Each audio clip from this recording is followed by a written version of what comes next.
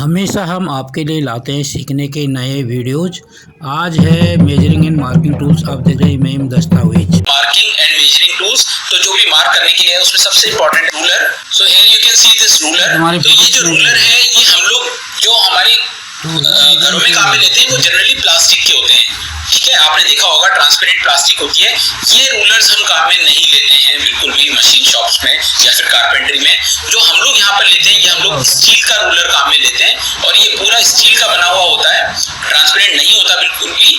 और इसके ऊपर में मार्किंग बनी हुई रहती है। एक साइड में इंच स्केल होता है, एक साइड में सेंटीमीटर स्केल होता है। आप लोगों ने बिल्कुल देखा होगा आपके जैसे घरों में स्केल होता है उसी तरह की मार्किंग इसमें मिलेगी, लेकिन इसका मटेरियल जो होता है वो स्टील का होता है। ठीक है, और आप सब जानते हैं यदि वो 1 फीट का है, 1 फीट का यदि स्केल है तो उसमें 30 सेंटीमीटर आपको मिलेंगे और 12 इंच मिलेंगे। देखिए कहीं 1 फीट का स्केल है, आप याद रखिए वाइवा के हिसाब से भी कि आपकी स्केल के अंदर में 30 सेंटीमीटर है या फिर 12 इंच है। और इसका कन्वर्जन आपको आना चाहिए 25.4 आपके पास में mm होते हैं 1 इंच में। तो ये बहुत छोटी बातें हैं। आप लोग चीज है, ये एक स्केल आता है 1 फीट का जिसमें 30 सेंटीमीटर होते हैं और इससे बड़ा स्केल आता है उसमें 60 सेंटीमीटर होता है, यानी 2 फुट का स्केल होता है वो। तो ये आपको पता होना चाहिए। ये हम लोग मेजरमेंट्स के लिए काम में लेते हैं। एक इंपॉर्टेंट बात इस जो स्केल है इसकी ये है कि आप इसका सबसे जो राइट साइड का हिस्सा देखेंगे तो आपकी स्केल में जो जीरो होता है वो आपको नजर आ रहा होता है। आपकी स्केल के अंदर में जो जीरो जहां से शुरू होता है ये स्केल की मार्किंग, वो पहला जो आपका लाइन होता है वो जीरो होता है। लेकिन स्टील रूलर्स में या इंजीनियरिंग इंस्ट्रूमेंट्स में पहला जो स्केल होता है, पहला पॉइंट वो बिल्कुल एज होता है, यानी कि ये जो एज है ये जीरो है। यदि आपको कहीं भी नापना है तो आप इस स्केल का ये एज टच कर दीजिए, आखिरी पोर्शन टच कर दीजिए, ये ऑटोमेटिकली जीरो होता है और उसके बाद आपको काउंट करना है। तो कभी भी कंफ्यूज नहीं होइएगा और आपको कभी भी जानबूझ के सवाल दिया जाता है कि आप नापेंगे तो कहां से शुरू करेंगे, तो आपको पता होना चाहिए दोनों जगह, यदि आप सेंटीमीटर में नाप रहे हैं या इंच में नाप रहे हैं तो ये जो आपका एंड पोर्शन है, सबसे आखिरी पोर्शन है, यही जीरो होता है। राइट, तो ये आपको कुछ इंपॉर्टेंट बातें मैंने रूलर के लिए बता दी हैं। Then straight edge and squares. तो आप क्या करते हैं, कोई भी यदि मान लीजिए लकड़ी है वो बिल्कुल सीधी है या नहीं है तो उसको चेक करने के लिए आप क्या करते हैं, मशीन फ्लैट पीस वुड और मेटल हैविंग परफेक्ट स्ट्रेट और पैरेलल लॉक। तो आपने देखा होगा कभी घरों में भी यदि आपके काम चलता है तो वो क्या करते हैं, पहले से एक स्ट्रेट लकड़ी ले लेते हैं जिसको परफेक्टली वो स्ट्रेट बनाते हैं और उस स्ट्रेट लकड़ी को वो काम में नहीं लेते हैं। वो सिर्फ चेक करने के लिए होता है कि दूसरी लकड़ी जो भी वो ले रहे हैं क्या वो परफेक्टली स्ट्रेट है या नहीं है। तो वो जो उनके पास में परफेक्टली स्ट्रेट लकड़ी है उसको अपनी एज को वो नॉर्मल लकड़ी पे जब टच करते हैं तो उनको कोई भी वेवीनेस होती है, यदि टेढ़ी मेढ़ी होती है आपकी जिस पे काम हो रहा है लकड़ी पे, तो वो उसको रख करके चेक कर लेते हैं कि क्या ये स्ट्रेट है या नहीं है। यदि वो नहीं है तो उसको प्लेनिंग टूल से वापस से स्ट्रेट करने की कोशिश करते हैं और वापस से उसको जो परफेक्ट स्ट्रेट है उसके साथ चेक करते हैं और देखते हैं कि हाँ अभी ये बिल्कुल स्ट्रेट है, तो फिर उस पर काम वो शुरू करते हैं। इसी तरह से स्क्वायर्स, ये जितने भी स्क्वायर्स होते हैं यानी कि कॉर्नर्स होते हैं वो 90 डिग्री है या नहीं है, उसके लिए भी वो एक परफेक्ट स्क्वायर बनाते हैं और उसको वो यूज करते हैं कि कहीं पर भी 90 डिग्री यदि है तो वो परफेक्ट बन रहा है नहीं बन रहा है। That is called straight edges and squares. Then we have steel tape. ठीक है, तो स्टील टेप क्या करते हैं, it is used for large dimension such as marking on boards and checking the overall dimension of the work. तो आपने देखा होगा जो आप लोगों के घरों में टेप्स काम में आती है, यानी कि फीता बोलते हैं हिंदी में इसको, और आपने देखा होगा वो एक उसके अंदर में स्ट्रिप निकलती रहती है और स्टील टेप बोलते हैं उसको। उसमें एक पत्ती जैसी निकली रहती है और उसको आप जितना खींचेंगे तो वो आपके पास लेंथ नापने के काम आती है। तो लाइक 5 मीटर 10 मीटर 15 मीटर इस तरह से वो टेप काम में आती है और जैसे आप उसको छोड़ते हैं वो ऑटो रोल हो जाती है, वापस अंदर चली जाती है। तो ये जो स्टील टेप आती है ये बड़ी बड़ी डायमेंशंस को नापने के लिए काम में आती है। फॉर एग्जांपल मान लीजिए अभी हमने कहा 4 फीट बाय 8 फीट का बोर्ड है तो उसको आप स्टील रूलर से नहीं नाप सकते क्योंकि बहुत छोटा है वो उसके सामने।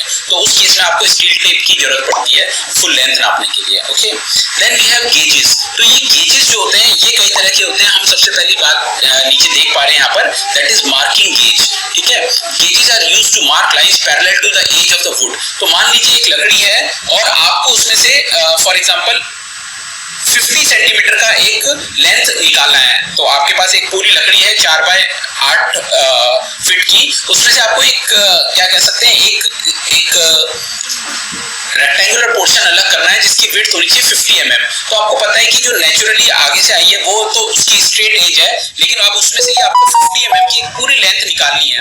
तो एक तरीका तो ये हो सकता है कि आप पूरी एजेस से 50-50 के डॉट लगाइए थोड़ी थोड़ी दूर पे, और उसके बाद रूलर से आप उन सारे डॉट्स को मिलाइए और उसके बाद कटिंग करिए।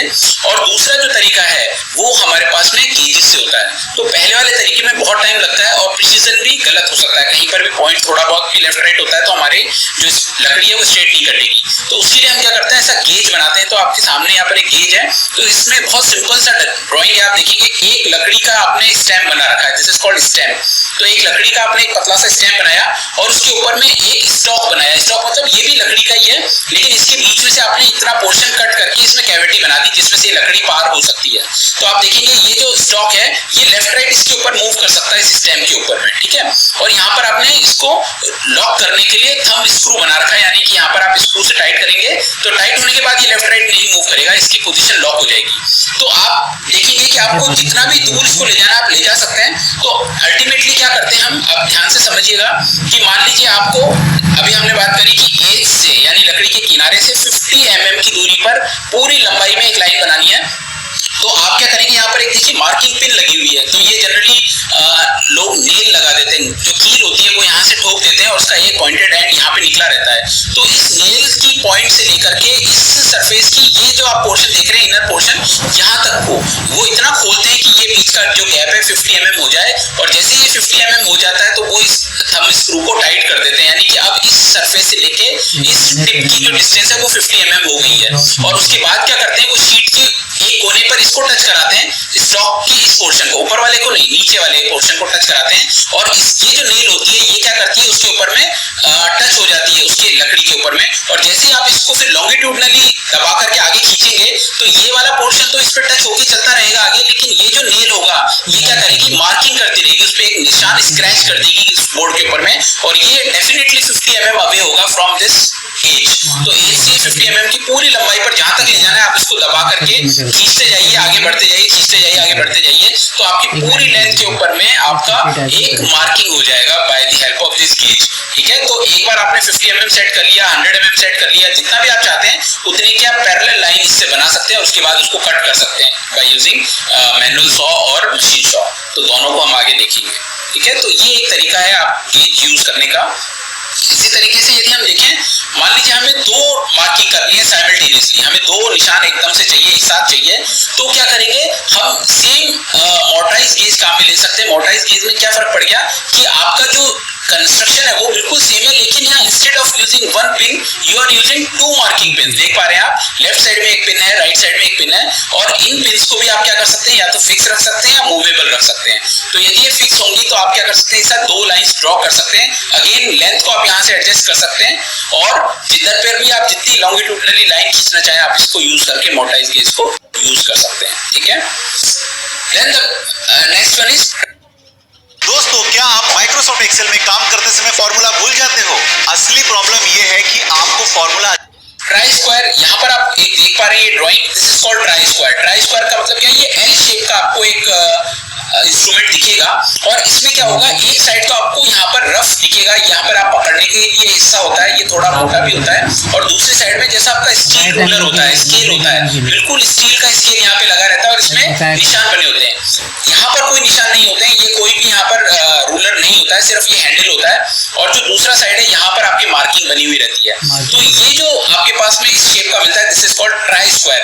तो इसका जो यूज है वो क्या है, सबसे इंपॉर्टेंट एक तो ये देखना कि क्या आपका जो भी लकड़ी है या जॉइंट है वो 90 डिग्री पे है या नहीं है, because try square is perfectly at 90 degree. तो ये जो एंगल होता है ये हमेशा 90 डिग्री होता है। तो आपका जो हैंडल है और स्केल है ये हमेशा 90 डिग्री पे होते हैं। तो आपको किसी भी लकड़ी का मान लीजिए कॉर्नर चेक करना है तो आप इसको पकड़िए, ट्राई स्क्वायर को उस कोने पे रखिए, तो आपका ये जो सरफेस है जो हैंडल का ये बिल्कुल फ्लैट है, तो ये आपका एक सरफेस पे टच हो जाएगा, और दूसरी सरफेस से आप देख सकते हैं कि क्या वो 90 डिग्री है या नहीं है। तो हम लोग ट्राई स्क्वायर यूज करते हैं टू चेक कि वो 90 है या नहीं है। सिमिलरली कई बार हम इसको फ्लैटनेस के लिए भी चेक करते हैं, यानी लकड़ी फ्लैट है या नहीं है, तो हम इस जो रूलर साइड है इसको हम उसके ऊपर रख देते हैं लकड़ी के ऊपर में, और हम देखते हैं कि उसके बीच में जो गैप है वो बिल्कुल जीरो है या नहीं है। मान लीजिए वो कहीं से लकड़ी ऊपर नीचे होगी तो उसमें गैप कहीं आपको दिख रहा होगा और कहीं नहीं दिखेगा, तो इससे हम पता लगा सकते हैं कि वो बिल्कुल फ्लैट है या नहीं है, तो हम ट्राई स्क्वायर्स को यूज करते हैं उस पर्पस के लिए।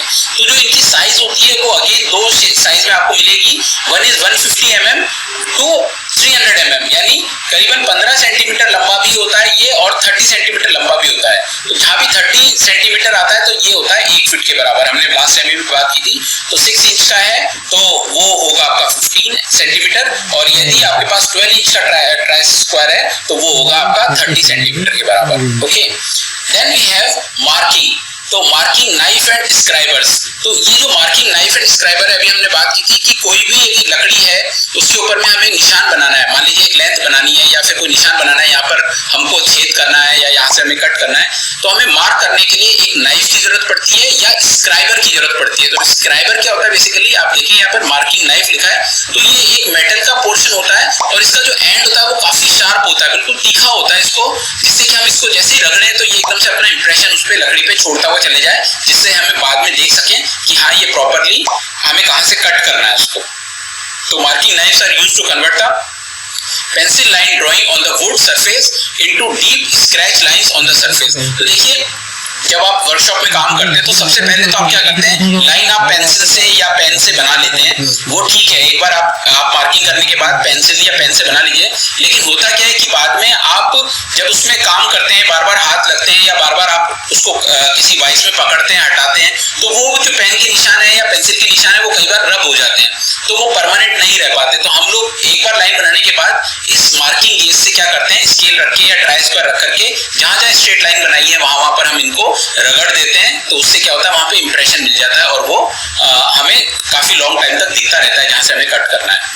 इसी तरह से यहाँ पर है हमारे पास बेवल स्क्वायर। तो बेवल स्क्वायर आप देख पा रहे हैं यहाँ राइट में आपको एक ड्राइंग दिखा रखी है, it is also called sliding level. तो स्लाइडिंग लेवल भी हम इसको बोलते हैं। It is an adjustable try square for measuring marking angles between 0 to 180 degree. तो देखिए ये जो ट्राई स्क्वायर ऊपर अभी हमने पढ़ा था ये परफेक्टली 90 था, मतलब हम चेंज नहीं कर सकते हैं।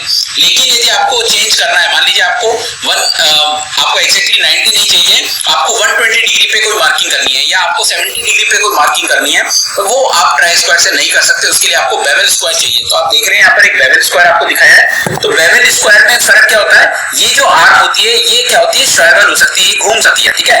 तो यहाँ पर आप देख रहे हैं ये पिवटेड पॉइंट है और ये जो आपके पास ब्लेड है ये क्या हो सकती है, ये टर्न हो सकती है, ये घूम सकती है इसके अगेंस्ट, इस हैंडल के अगेंस्ट। तो आपको जितने भी एंगल पर इसको टर्न कराना है आप उतने एंगल पर करा सकते हैं। मान लीजिए 120 डिग्री चाहिए तो आप इस ब्लेड को 120 पे एडजस्ट कर सकते हैं और फिर आप क्या कर सकते हैं उसके हिसाब से मार्किंग कर सकते हैं। तो this is called bevel square. इस वीडियो से जुड़ी कोई भी परेशानी हो तो आप हमें नीचे कमेंट में जरूर बताएं ताकि हम आपकी परेशानी को जल्द से जल्द दूर कर सकें। अगर आपको हमारी वीडियो पसंद आई हो तो इसे लाइक करें और ज्यादा से ज्यादा शेयर करें ताकि बाकी लोगों तक भी ये जानकारी पहुंच सके। हमारे चैनल को सब्सक्राइब करना बिल्कुल ना भूलें और हमारी वीडियोस को सबसे पहले देखने के लिए बेल आइकन को भी जरूर प्रेस करें। फिलहाल दीजिए इजाजत, टेक केयर, धन्यवाद।